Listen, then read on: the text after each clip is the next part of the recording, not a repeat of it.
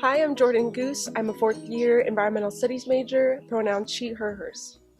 So my name's Quentin G. I go by he, and I am a lecturer at at UCSB.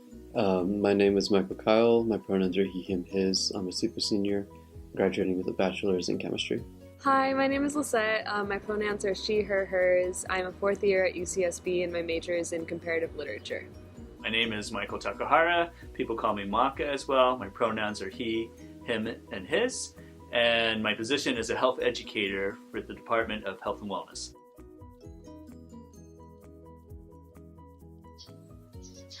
We're starting off with what makes you happy. Okay. What makes me happy? Oh my gosh, that's such a broad question. Laughter makes me happy. Relationships make me happy. Meaning makes me happy. Meaning, I guess, mentoring people, teaching people how to have stronger relationships. My relationships themselves, I already mentioned that, is like family and friends. And faith makes me happy. And then comic books make me happy. One thing that makes me happy is how many nights I sacrifice sleep for the sake of getting closer to my friends. Working with individual students when they come to my office hours, and some of them are gregarious and they want to talk about this, that, and the others, and some of them kind of are just a little, maybe a little anxious or a little scared or a little timid at first. But then you can get them to sort of come out of their shell by, being understanding.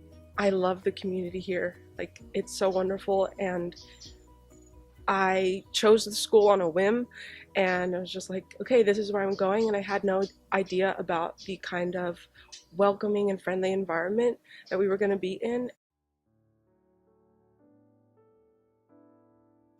So I guess a period where I felt very overwhelmed and kind of didn't know what to do with myself was actually at the beginning of college when I first came here as a freshman. It's a brand new experience. I had lived at home, all my life before that, and I knew nothing of what to expect here. And when it came to starting academics, I had a hard time adjusting to the kinds of expectations that were required of me, and I initially didn't do so well. And that was really upsetting for me. I've dropped out of school more than once. The very first time I did was after months of not being able to admit that I needed to take a step back and I needed to take a break.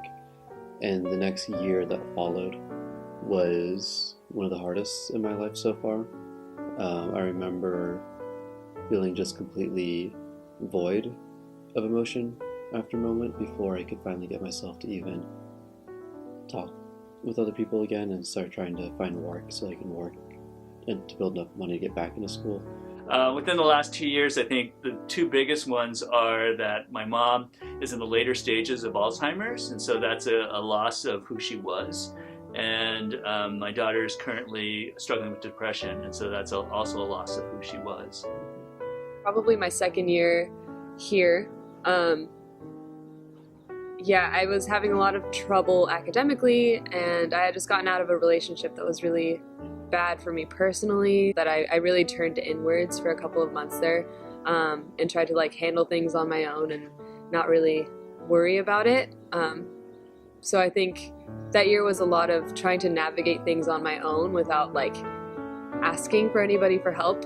Around 20 or so, I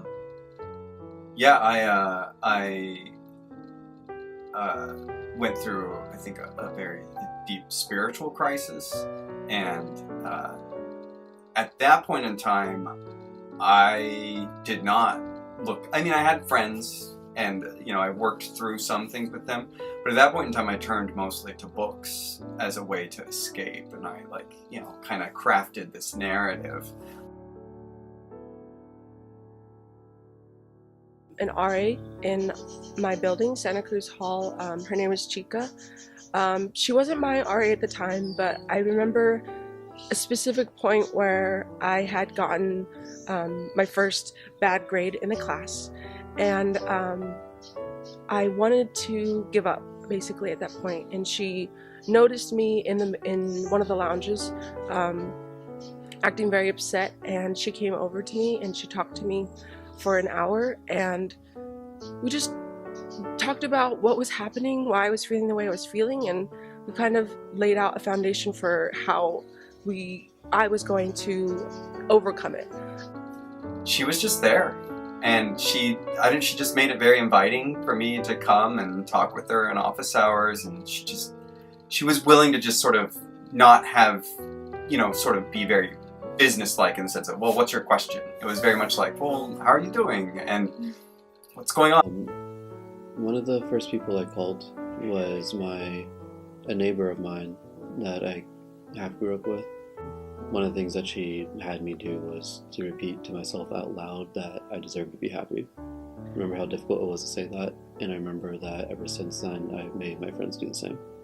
My friends that I made in the dorms my second year and my first year that carried on into my second year were definitely there for me a lot. I think it was more just an issue of me learning how to be vulnerable and share what I was really going through with them so that they could help me. And it took me a couple of months to get to that point where I felt comfortable enough to tell people how I felt and what I was going through academically and just emotionally. But once I finally got comfortable with being that vulnerable, my friends, I couldn't have asked for better support. Cheryl has been there for me throughout ever since I met her, and that's been a huge support for me. The other things that I do is I go to individual therapy, so that's been helpful. I go to a support group for caretakers of parents with Alzheimer's, and so that's been helpful. I mentioned faith, so my faith community has really been behind me and praying for me and talking with me and supporting me. Angela Tai. She was my resident director last year as an RA. So Angie, I just want to say thank you so much for all that you've done for me. I know that you would probably say that, you were just doing your job and it's just part of helping people, but I don't think you could ever realize how much of an impact that you've had on me, and even the people around you. I see it through your interactions with others and with myself. I am so grateful to have met you. Thank you for all that it made a world of difference just having a conversation. And sorry I wasn't able to be as available as I would have wanted to when your father passed away. It's something that I feel like we've talked about, where you said that I was strong because I was very stoic at my own father's funeral, and you didn't know how to hold it in during your father's. Isn't the right way of looking at things, and I hope you've seen that more by now, that hiding emotions isn't strength, but showing them is. Sandra, you just changed my life. You changed my perspective on where I can go and what I can do, and I think you helped ground me with who I am a little bit more than I would have without you. So it's really special. I just would like to say thank you for being there for me. Obviously, these issues that I'm dealing with don't have any quick solutions, and it may take years, in order for things to run their course, and we don't even know what the results will be of that. I mean, we all will die at some point, so we know that's going to happen. But as we go through these transitions for myself, I have this great sense of grief and loss of the people who are so good in my life, right? And one of the things that I treasure about you is that even during these hard times of pain and sadness, that you have been on this journey with me. And so that helps me sort of keep on going. I don't know what I would have done without you, so thank you. Being a part of helping people overcome their fears and their insecurities, just as my RA helped me. Out of is that since I've left school, worked, come back, and how much I've changed since then, completely diverse the path that I was on. While I no way have like a monopoly on that credit or anything, just that I have been able to been a part of that has, for me, showcased that I am still able to make change. I've gotten to the point where I'm willing to try even if I'm scared to fail. So I think I'm proud of that, that I have more courage than I did when I walked into UCSB. I think it's my marriage. You know, the fact that we've been together for 25 years, it hasn't always been easy. Every relationship has the same amount of conflict. We know that. It's how we resolve those conflicts. And sometimes I resolve those conflicts not so great. Vice versa, my wife as well. But over the years, what we've learned really is that despite all of our relationship challenges that everyone goes through with, we really do have this underlying love, respect, and ability to treat each other with dignity.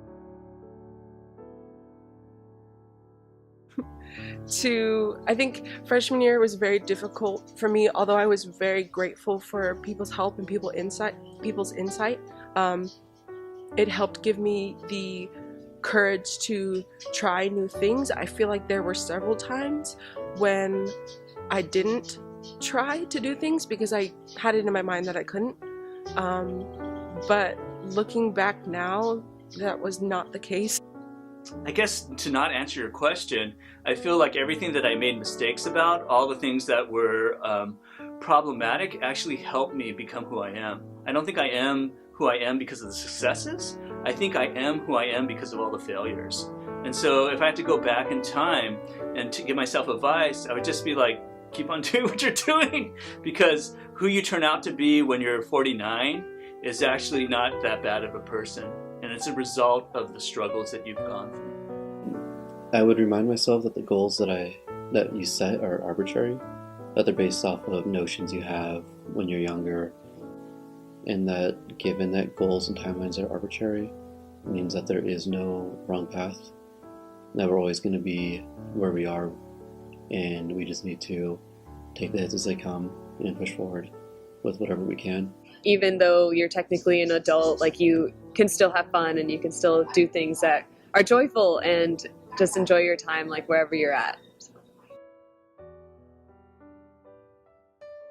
Seeing how hard my friends have worked over the past 4 years and then seeing where they're at now, I think it's really exciting to see what opportunities are available to them now, or like what they might be pursuing or what they might not be pursuing after all. It's really inspiring to see that, like, we all just worked really hard to get here, and like we're all about to be sent off into the world and just see where that takes us. There is always hope, and there's always the potential for recovery, right? And so I think that is something that's very hopeful, and reminding ourselves that no matter how dark it gets, there's always hope that there could be a better day. And that recovery, maybe not my definition of recovery, but whatever my daughter's definition of recovery is possible. Everyone has their own path, and it's kind of inspiring to see where we all start off freshman year to where we are now, and seeing the growth and the memories that we've shared together is really, it gives me hope, and it's really inspiring for me to continue doing what I'm doing, knowing that it's making an impact on others. That's it.